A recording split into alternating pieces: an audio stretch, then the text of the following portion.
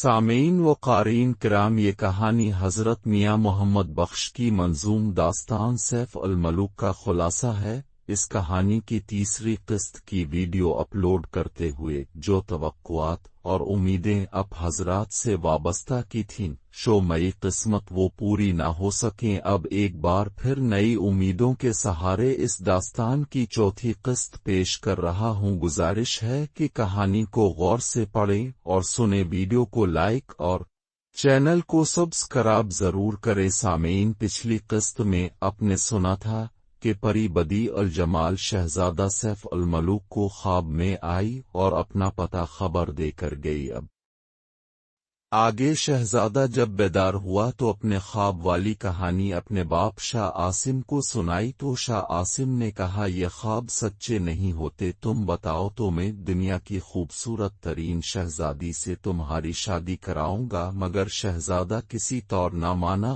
और लड़ने मरने पर आमादा हो गया। मजबूर होकर शाह आसिम ने इसे कैद में डाल दिया। कई दिनों तक शहजादा कैद में रहा मगर कुछ हासिल न हुआ तो आखिर शाह आसिम ने पिदरी शफकत के तौर शहजादे को कैद से बाहर निकाला तो शहजादे ने शाह आसिम से दरख्वास्त की कि मुझे इजाजत दे, मैं परी बदी अल जमाल को ढूंढने जाऊंगा।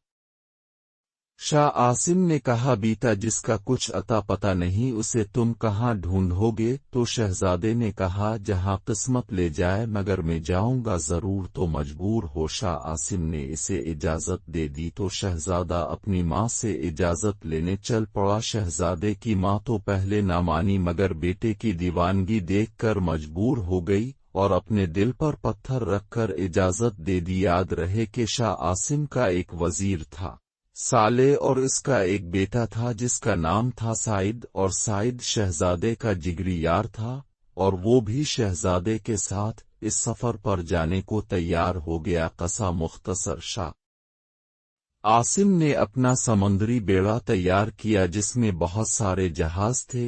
इन जहाजों में बहुत सारा माल असबाब रखा गया और खाने पीने की चीजें भी रखीं, और ये सारा सामान कई माह की जरूरत के लिए काफी था। और इस सारे कारवां की सरबराही साइद के हवाले की गई। फिर बहुत सारी दुआओं के साथ शाह आसिम और उसकी बेगम ने शहजादे को 3 सालों की इजाजत देकर रुखसत किया और शहजादे का ये बीड़ा सफर इश्क में रवाना हो गया। सामोईन, ये बीड़ा 8 माह तक दिन रात चलता बगैर किसी परेशानी के चलता रहा। 8 महीने बाद उन्हें एक टापू जजीरा नजर आया।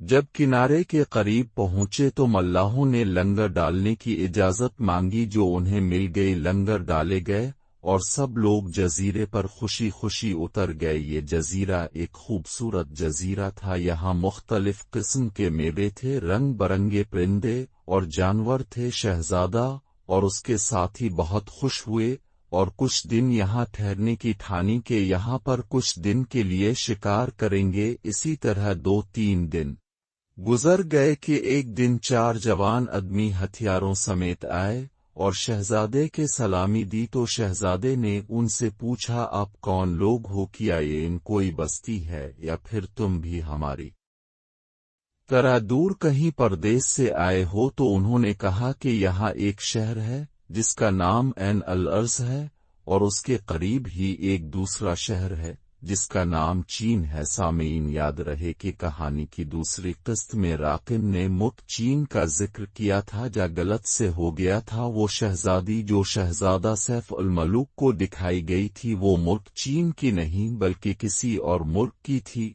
और शहजादा सैफ अल मलूक शहर चीन के पास अब पहुंचा था। चलो अब आगे चलते हैं। तो शहजादे जब उनसे उनके बारे में पूछा तो उन्होंने ने बताया कि चीन ही वो मुल्क है, बड़े बड़े बादशाहों का तख्त रहा है और वहाँ के बादशाह को फगफूर चीन कहते हैं। वो एक नेक और आदिल बादशाह है और फगफूरोहे की नस्ल से है, मेहमानों का यार है और हम लोग उसके एलची हैं। उनकी बातें सुनकर शहजादे के दिल को तसल्ली हुई। शहजादे ने उनसे पूछा कि हमारे लायक कोई खिदमत? तो उन्होंने अपने बादशाह का खत शहजादे की खुदमत में पेश किया। शहजादे ने खत खोलकर देखा जिसमें सलाम दुआ के बाद लिखा था कि तुम कौन हो?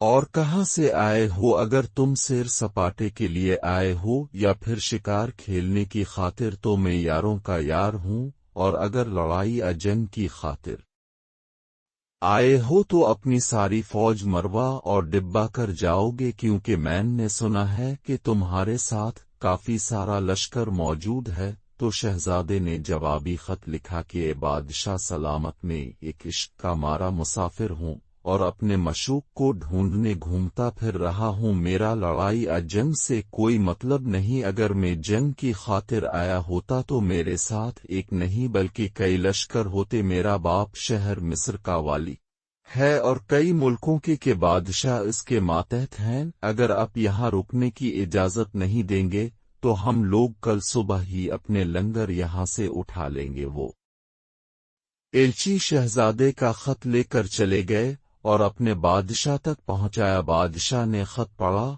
اور تو شہزادے کو بہت عزت و احترام کے اپنے ہاں آنے کی دعوت دی، جو کہ شہزادے نے قبول کر لی۔ شہزادہ جب بادشاہ کے پاس پہنچا تو بادشاہ نے اسے اپنے تخت پر بٹھایا اور پوچھا کہ کہاں سے آئے ہو؟ تو شہزادے نے اپنی کہانی بادشاہ کے سامنے بیان کی۔ اب فغفور چین نے اپنے وزیروں اور درباریوں سے کہا پتہ لگاؤ کہ ہمارے ملک میں کون کون سے ملک کے سیلانی آئے ہیں، ان سب کو حاضر کیا جائے۔ چنانچہ سب لوگوں کو حاضر کیا گیا اور ملک شارستان اور پری بدی الجمال کے بارے میں پوچھا گیا، مگر کوئی کچھ نہ بتا سکا۔ پھر ایک بوڑھا آدمی آیا اور کہنے لگا شہزادہ حضور، یہاں سے بہت دور استنبول نام کا ایک شہر ہے، وہاں پر دور دور ملکوں اور کو قافلے سے سیلانی آتے رہتے ہیں۔ اگر شہزادہ وہاں چلا جائے تو مت کوئی نشانی مل سکے۔ شہزادے نے بوڑھے کی بات سن کر اسے انعام و اکرام سے نوازا اور خود استنبول شہر جانے کی فکر میں لگ گیا۔